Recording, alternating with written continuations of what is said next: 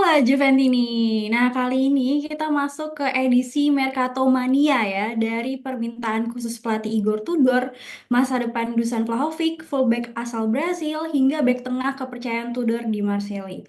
Nah, nama-nama ini jadi wajah baru Juventus di musim depan atau justru membuka lubang besar yang harus segera ditambal nih. Jangan di skip, kita kupas semua gosip panas Mercato minggu ini. Bersama saya Sekar Nasli dan ada dua narsum keren kita pada hari ini. Halo Mas Genta, halo Mas Wandi. Halo, halo Sekar. Halo Sekar, halo Mas Genta. Halo Wandi. Mas Oke, Wandi. Kayak Mas Teo. pastinya aku mau ingetin terus ya untuk teman Suara Juventini untuk dukung terus channel ini dengan cara subscribe, like, dan join membership Suara Juventini. Jadi seperti Mas Wandi nih, bisa berkesempatan ngobrol bareng dan diskusi kita. Oke, nah kita langsung ke sesi Mercato Mania. Tentunya seperti yang tadi disebutkan, ada nama-nama potensial nih Mercato karena bukan cuma soal siapa yang datang, tapi juga siapa yang cabut gitu ya. Hmm, Kita dari Betul, eh, betul. berita ini dikumpulkan dari sumber terpercaya tentunya, dari tanggal yes. 6 sampai 8 Juni 2005, dan ini semua fresh from the oven gitu ya. Wih. Kita langsung ke eh, gosip pertama di mana Tudor mau Ndoye. Apakah ini akan dipenuhi? Jadi musim depan bisa jadi titik balik nih ternyata untuk Igor Tudor. Di mana kalau manajemen beneran all in di Mercato, ini saatnya Tudor membuktikan bahwa dia bukan pelatih transisi gitu ya. Nah, menurut La Gazzetta dello Sport, Tudor sudah minta satu nama kabarnya nih, yaitu Dandoye dari Bolonya, pemain sayap yang tampil impresif gitu ya musim ini dan dinilai Hmm, cocok untuk skema Tudor. Tapi kan kita tahu ya, permintaan pelatih itu seringkali diabaikan gitu. Nah, pertanyaannya untuk narasumber kita, apakah Juventus akan mendengarkan permintaan Tudor Soundoye atau ini akan jadi episode kisah klasik gitu ya, di mana manajemen tutup ya, telinga terhadap. Ragu dong. kita klasik. Gimana nih, Ragu. Mas? Kita mulai ke Mas Genta nih. Silakan Mas. Terima kasih Sekar. Ya kalau memang tadi pertanyaannya berarti kan kita asumsikan Tudor ini akan menjadi pelatih Juventus season depan dan kelihatannya kalau dari gosip-gosip yang beredar memang tidak ada nama yang muncul lagi gitu ya setelah Gasperini gagal, Conte gagal jadi kelihatan aku Tudor. Dan gosip lagi berarti kan selanjutnya kalau dia memang pelatih Juve berarti dia punya hak untuk ya sekedar menentukan pemain keinginan di Mercato. Nah, Ndoye ini kalau menurutku ya kalau memang Tudor mau sah-sah aja karena klubnya sendiri Bolonya musim lalu yang baru usai ini berprestasi bagus juara Copa dan Due salah satu andalannya. Nah, walaupun memang sebenarnya kalau tim seperti Bolonya yang kita tahu musim lalu itu bermain sangat kolektif gitu. Jadi hampir nggak ada satu, dua, tiga pemain ataupun empat pemain yang bisa dibilang superstar gitu. Mereka rotasi sangat bagus, tim A tim B-nya merata gitu. Jadi memang Ndoye ini bukan yang pemain bintang gitu. Beda dengan ketika kita mendatangkan Cop Miners ataupun Douglas Lewis musim lalu itu mereka menghabiskan season sebelumnya dengan status bintang lah bisa dibilang. Nah, kalau memang Ndoye datang, kalau menurutku sih ya memang kalau memang itu kebutuhan Tudor ya oke-oke aja sih gitu dan manajemen mungkin bisa mempertimbangkan lah tapi memang kelihatannya nggak akan datang kecuali kita akan melepas Ya, pemain dulu gitu Oke, mungkin nggak dari akan itu. datang kata Mas Genta. Kalau dari Mas Wandi gimana Mas dengan kedatangan Ndoye atau permintaan Tudor? ya, oke. Jadi kan Komoli dan Tudor sepertinya belum bertemu ya kayaknya, atau udah bertemu ya, baru sekali kali ya. Dan ini yang belum jelas ini peran Tudor itu seperti apa, ya selain Hmm. sebagai head coach, dan peran Komoli sejauh apa. Apakah memang Tudor diberikan salah satu amanat juga untuk menentukan pemain yang di ACC oleh Komoli, atau memang Komoli yang menjadi satu-satunya orang yang berhak untuk menentukan apakah pemain ini transfer apa enggak gitu, dibeli atau tidak, dijual atau tidak gitu. Ini belum jelas nih karena kan semua manajemen masih baru, ini juga Juve masih beres-beres kantor kan menurut Bang Andar kan, masih beres-beres Betul. kantor, jadi belum jelas nih tugasnya kayak seperti apa, tugas Komoli seperti apa, tugas-tugas selain head coach itu seperti apa gitu. Nah itu tadi Tudor memang punya ya sebagai pelatih tentu dia memiliki pandangan terhadap visi bermain timnya seperti apa dan mungkin requestnya itu sesuai dengan pola permainan dari tim yang kira-kira akan dibentuk oleh Tudor ini gitu. Nah, kalau lihat prestasi Ndoye ya lumayan, dia ada pemain yang beroperasi di sayap kiri, jumlah golnya lumayan 8 gol 4 assist gitu, dan juga sering cut inside ke dalam kotak penalti. Visi membuka ruangnya bagus, dribblenya bagus, transisinya bagus, fisiknya juga kuat gitu. Jadi ini sesuai dengan karakteristik dari Tudor gitu. Nah, tinggal pertanyaannya apakah memang Komoli ini menyetujui untuk pembelian Doye ini gitu. Nah, mungkin salah satunya adalah ketika satu pemain di Juve dijual. Kalau melihat dari posisinya, mungkin yang ketika misalnya Bangula dijual, mungkin penggantinya bisa jadi Dondoye. Bisa jadi, karena posisi sama-sama di sayap kiri gitu, left wing gitu.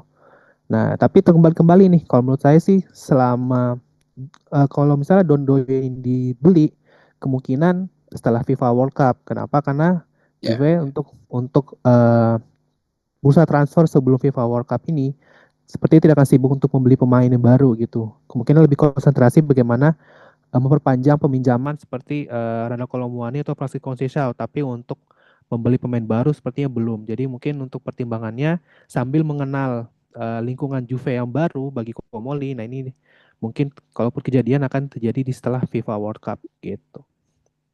Oke. Nah, kita bergeser ke Mercato yang lain gitu ya. Dari Vlahovic nih. Seperti Hmm. yang ramai diberitakan ya Mas Wandi, Mas Genta, bahwa Juventus tuh tampaknya nggak akan melanjutkan kerjasama dengan Dusan Vlahovic musim depan nih, karena klub siap melepas striker asal Serbia ini dan kini mulai muncul dua arah yang cukup serius untuk masa depannya. Jadi menurut @86 underscore Longo, ini AC Milan sedang mempertimbangkan tawaran kontrak selama 5 tahun dengan gaji sekitar 7 juta euro per musim plus bonus nih, karena Tare dan Allegri ternyata sama-sama sepakat bahwa Vlahovic adalah nama yang tepat untuk memperkuat lini depan mereka. Namun di sisi lain dari Turki, tawaran jauh lebih besar nih datang dari klub bernama Fenerbahce yang siap memberikan gaji sebesar 10 juta euro per musim dan bahkan bersedia membayar hingga 30 juta euro ke Juventus untuk merekrutnya. Nah, dua tawaran dengan profil dan tantangan yang berbeda ya. Jadi kalau Milan akan menetapkan Vlahovic di Serie A gitu ya, ditambah potensi proyek yang besar. Sedangkan di Turki, Fenerbahce gajinya selangit, tapi tantangan barunya adalah dia harus bermain di luar Italia gitu ya, di luar zona nyaman.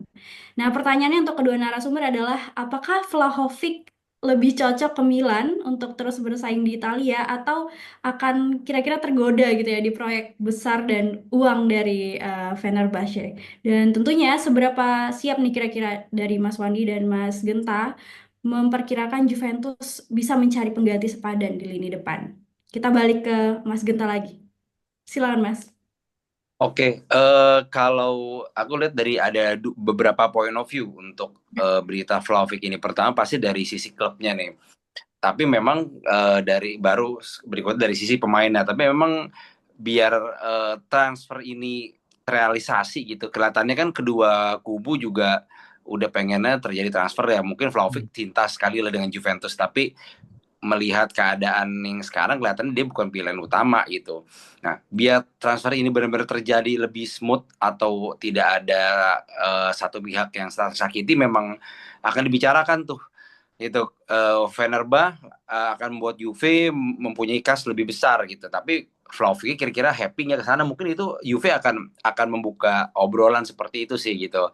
Kalau memang Vlahovic-nya nggak mau gitu, daripada nanti misalnya dia malah kayak Chiesa gitu, dia kekeh untuk milih bertahan ya, mau lu gue nggak mau kok dijual gitu, intinya ya udah gue jadi tim cadangan aja gitu. Nah kan itu malah jadi nggak kejual nantinya gitu, padahal Juve kan butuh banget cash. Jadi kalau menurutku akan benar-benar diobrolkan lah. Nanti mungkin Mas Wandi yang bisa kasih gambaran kira-kira Vlahovic ini lebih cocok atau akan lebih milih kemana. Cuma kalau aku lebih ke general aja. Nah, kenapa aku bilang kedua pihak atau kedua point of view itu bisa harus bersatu di satu titik, karena ya tadi Juve itu emang sangat butuh duit cash dan Vlahovic ini gaji besar banget. Itu sih dua itu. Duit cash dan gaji besar banget. Jadi dengan melepas Vlahovic sebenarnya itu membuka pintu keran Juve untuk mercato Ya. yang besar-besar gitu, karena beban gaji sedikit berkurang lah, bisa dibilang seperti itu. Nah, kita lihat aja nanti seperti apa. Kalau AC Milan sendiri sebenarnya kita tahu lah kualitas bursa transfer dari AC Milan nggak akan besar lah, karena Ya. dia nggak main di Champions League juga gitu, dan malah ada kepikiran takutnya dia mau kayak Higuain gitu, dia cuma pinjem doang, bisa juga gitu kan. Bisa jadi ya. Gitu. Nah, mungkin Mas Wandi tuh Oke, gimana Mas? menambahkan Mas Wandi? kira-kira peluangnya di milih mana tuh. Yes. Untuk AC Milan atau Fenerbahce nih Mas, Vlahovic? Ya sebenarnya segini ini kan eh, ya point of view Vlahovic dan ya aku coba ambil dari point of view Vlahovic dan juga point of view sebagai seorang Juventini ya. Hmm. Point of view Ah, sebagai Juventini dulu nih. Sebenarnya nggak pengen Vlahovic ke Milan ya karena kan itu salah satu klub saingan dan tidak hmm. mungkin malah Vlahovic bakal lebih menggila di Milan karena kita ketahui memang Vlahovic selama dilatih oleh Allegri lumayan produktif sebenarnya apalagi di musim 2003-2004. Ya, dalam 34 pertandingan dia mencetak 18 gol. Itu gol terbanyak dia selama di Juve gitu. Dan musim sebelumnya 2002-2003 dia 14 gol gitu. Jadi emang sebenarnya ketika dia dilatih Allegri itu sudah menjadi jaminan bahwa dia mampu mengembangkan potensinya. Tapi ada satu catatan juga bahwa di Milan saat ini ada striker baru kan yang ditransfer tengah musim. Itu pemain inti juga Gimenez. Nah, itu dia Ya. tentu harus bersaing di situ ataupun ya antara bersaing atau mungkin duet. Nah, tapi kalau dia ke Fenerbahce itu sebenarnya dia memiliki jaminan starter karena Hmm. ya di Fenerbahce tentu striker yang se-value Vlahovic tidak ada gitu kan. Tidak ada Zeko dan masih juga ada nggak sih? dilatih Zeko kan udah kata kabarnya kan udah mau free transfer deh kalau nggak salah. Ah, Sudah mau dilepas. Dan juga dilatih Mourinho kan itu betul. ya itu daya pikat sendiri bagi seorang pemain dilatih Mourinho dan Mourinho juga tipikal pelatih yang suka tipe-tipe striker yang berbadan Obat. besar seperti Hmm. Vlahovic gitu.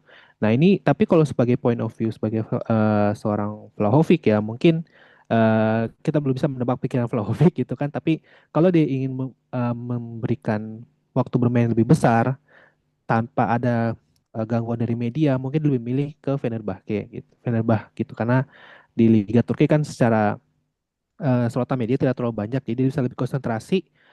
Selama ini kan dia selalu jadi sosok yang selalu dibully oleh netizen, netizen Italia selalu. Oleh saya. Ya, netizen Indonesia juga kan masuk headline terus di Serie A, di koran-koran Serie A. Nah, kalau di Liga Turki mungkin dia lebih minim gitu. Jadi mungkin pilihan bijak ketika dia memilih untuk berkarir di Liga Turki karena kan di umur masih muda dan bahkan tidak tidak mungkin ketika dia sudah di Liga Turki dia bisa kembali ke Liga Eropa kalau emang dia sudah memiliki produktivitas yang lebih bagus lagi itu bukan hal yang mustahil gitu. Hmm, Nah, betul. pertanyaan kedua adalah gimana Silakan. manajemen Juventus gitu. Sebenarnya yang menjadi poin adalah itu tadi Vlahovic gaji yang lumayan sangat besar di Juve dengan transfer yang lumayan masih memiliki value sekitar 20-30 juta dan ini kan ketika Vlahovic dijual itu akan membuka keran untuk Juve segera bergerak cepat nih. Dan pertanyaannya adalah kapan kira-kira Vlahovic dijual? Apakah Vlahovic dijual setelah FIFA World Cup? Nah, kalau sudah dijual setelah FIFA World Cup, berarti stok striker yang ada itu kemungkinan udah sangat sedikit gitu. Ya. Stok striker yang bagus dan sudah stok striker yang bagus sudah sangat sedikit, tentu ya karena high demand jadi pasti harga mahal gitu kan. Jadi itu jadi dilema juga sebenarnya. Kalau emang Vlahovic mau dijual, ya sebaiknya segera dijual atau buat kesepakatan dengan klub lain gitu. Tapi kalau emang tidak eh, telat untuk dijualnya itu tadi Juve bisa membuat Juve kesulitan untuk mencari striker-striker yang baru di pasaran yang tersedia gitu kan. Ataupun misalnya untuk loan kembali Radal Kolomuani ataupun misalnya juga untuk langsung menebus free transfer Jonathan David kan udah lumayan gitu kan. Jadi dengan gaji cuma 6 juta dengan Vlahovic 12 juta itu udah lumayan keuntungan buat Juve sih gitu. Jadi ya mudah-mudahan Vlahovic bisa sukses tempat barunya tapi kecuali ketika lawan Juve gitu. Oke, semoga harapannya terwujud ya. Bisa Amin. Vlahovic bermain di klub Turki. Oke, nah kita ini masih tentang Mercato ya. Dan sekarang muncul nama Dodo, fullback asal Brazil yang milik oleh Fiorentina sampai Fiorentina. benar. Nah, Juventus tertarik nih karena kontraknya belum diperpanjang dan bandrolnya relatif terjangkau, yaitu sekitar 20 sampai 25 juta euro. Tapi yang jadi pertanyaannya adalah apakah kira-kira Dodo cocok nih dengan kebutuhan Juventus di sisi kanan? Kita tanya ke narasumber kita, apakah Dodo memang solusi ideal di bek kanan atau justru Juventus butuh tipe bek yang lebih bertahan atau lebih fisikal nih? Kita ke Mas Wandi. Silakan, Mas. Oke, Dodo 26 tahun, bermain di Serie A bersama Fiorentina, musim kemarin 35 pertandingan, 5 assist ya. Posisi backnya sayap kanan. Eh, Kemungkinan di Juve ketika dia akan di Juve dengan stok yang ada sekarang dia akan bertarung terutama dengan Savona, kemudian bisa jadi juga Kalulu ketika menjadi bek kanan. Kemudian ada juga nih pemain kita kemarin kan Alberto Costa juga Hmm. bisa jadi kayak bek kanan. Bahkan Timothy Weah pun pernah dicoba jadi bek kanan. Jadi emang untuk stok saat ini sebenarnya lumayan banyak sih untuk bek kanan. Tapi ini kan bukan posisi murni semua nih. Kalau bukan posisi murni di bek kanan, Timothy Weah bukan posisi murni bek kanan gitu. Nah, jadi eh dari statistiknya Dodo ini dia sebenarnya seorang back sayap yang unggul dalam dribble, crossingnya lumayan bagus, passingnya efektif, bahkan duel juga efektif. Kekurangannya hanya dia kurang bisa untuk mencetak gol gitu. Tapi memang kalau perannya untuk sebagai sekedar untuk back sayap itu merupakan opsi yang baik kalau memang harganya cocok gitu. Nah ini mungkin untuk rumor ini muncul ketika ada berapa back Juve seperti Savona yang dijual ataupun ketika misalnya ini kebutuhan untuk berbagai macam perubahan strategi di era Tudor di musim depan gitu. Untuk profilnya sih saya rasa pemain yang sudah lama bermain di Serie A, udah berapa musim Serie A, tentu akan cocok untuk bermain di minimal untuk di Serie A gitu. Apalagi umurnya 26 tahun, sepertinya sih lumayan lumayan cocok untuk bermain di Juve gitu. Asalkan memang harganya cocok dan tidak stok di Juve itu tidak berlebihan gitu. Ya karena kalau stok pemain Juve berlebihan juga gak bakal kepake juga gitu. Oke, cocok nih kalau menurut Mas Wandi. Menurut Mas Genta gimana, Mas? Ya, aku nambahin dikit lagi.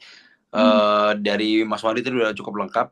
Paling lebih ke jadi Dodo ini di musim lalu di Fiorentina di bawah asuhan Rafael Palladino ini punya peran yang sangat vital banget. Dia malah suka dikasih ban kapten gitu. Selain Luca Ranieri, kapten Fiorentina, Dodo kaptennya gitu. Dan ketika Dodo itu sempat nggak main beberapa pekan gitu, itu Fiorentina tuh turun peringkat jauh tuh saat Dodo nggak main gitu. Dan terseok-seok ketika Dodo main itu jadi pelecut untuk Fiorentina, akhirnya sempat bangkit tuh di sisa-sisa match terakhir.